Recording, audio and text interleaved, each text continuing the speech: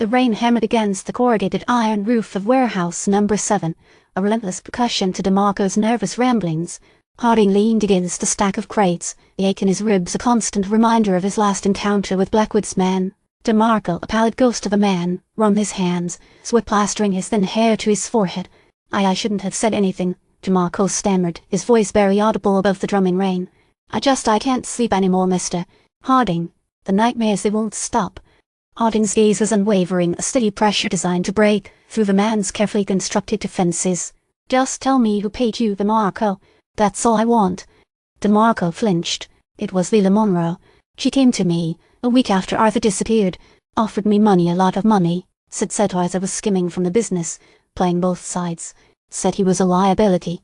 Harding felt a familiar knot tighten in his stomach. Lila Monroe. The woman was a viper, beautiful and deadly, and you believed her? I wanted to. The money was good, Mr. Harding. Too good. But then I saw the look on Arthur's wife's face. The pain it ate at me. It got worse when I heard she was getting nothing from the company. So you're feeling guilty? Harding's voice was flat, devoid of any judgment. Guilty doesn't even cover it, Mr. Harding. I helped silence a man, even if he was a scumbag. Demarco started to sob quietly, his shoulders shaking. Where is she? Harding caught through the emotional outburst. Where's Lila Monroe? She left the city a few days ago, took a steamer to Marseilles, said she was visiting a relative. Used a new name, Isabelle Dubois. She had papers, everything looked legitimate. Marseilles, a new lead, but a long shot. Harding knew Lila Monroe wouldn't be that easy to find. Did she say why she was going to Marseilles? No, sir. Just said she needed a change of scenery. She seemed anxious, though, like she was looking over her shoulder. Harding considered this, the information swirling in his mind. Lila Monroe using a new identity, fleeing to Europe. It pointed to a level of desperation, but also a meticulousness that was unsettling. What else did she say? Harding pressed. Demarco hesitated, chewing on his lip. She warned me, Mr. Harding. She said you were asking too many questions. She said some people don't like to be bothered, and that if you did, there would be consequences. Harding nodded slowly. A threat. He's been expecting one.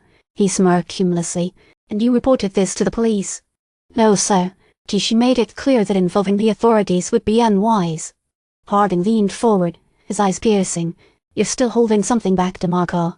Demarco's eyes darted around the warehouse. He seemed to wrestle with his conscience. Finally, he spoke in a hushed tone. She mentioned something about the stone. The Sunstone. Arthur was obsessed with it. The Sunstone. Harding echoed.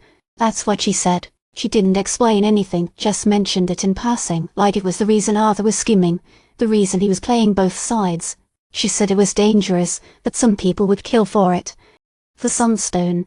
Another layer to the mystery, a glimmer of something ancient and powerful. Harding felt a sudden, chilling certainty. This case was bigger than he initially thought. This wasn't just about a man skimming profits for a woman looking for a fresh start. This was about something much older, much more significant. Thank you, Demarco, Harding said, his voice clipped and formal. You're free to go, but I suggest you keep a low profile.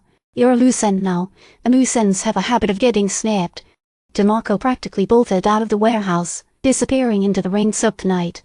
Harding watched him go, then turned his attention to the few belongings he had left on a crate. A photograph of his late wife, a half-smoked cigarette, and a small worn map of Europe. He traced a finger across the map, stopping at Marseilles. He had a long journey ahead of him, a journey into a world of shadows and secrets, where loyalty was a currency and betrayal was the only certainty. He knew that finding Lila Monroe wouldn't be easy, but he also knew that he couldn't stop now. Not when so many questions remained unanswered. Not when the fate of someone, somewhere, might depend on it. He stubbed out his cigarette and stood up, the ache in his ribs a familiar companion.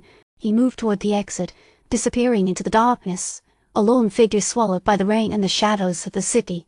He knew he was walking into a trap, but he also knew that he had no other choice. The hunt for Lila Monroe, and the mystery of the Sunstone, had only just begun. He hailed a cab, giving the driver an address near the train station. He needed to get out of the city, needed to put some distance between himself and the lingering sense of danger. As the train rattled along the tracks, carrying him towards the port of Marseilles, Harding closed his eyes, picturing Lila Monroe's face. He knew she was waiting for him, playing a game that he didn't fully understand, but he also knew that he would find her, and when he did, he would uncover the truth, no matter how dark or dangerous it might be.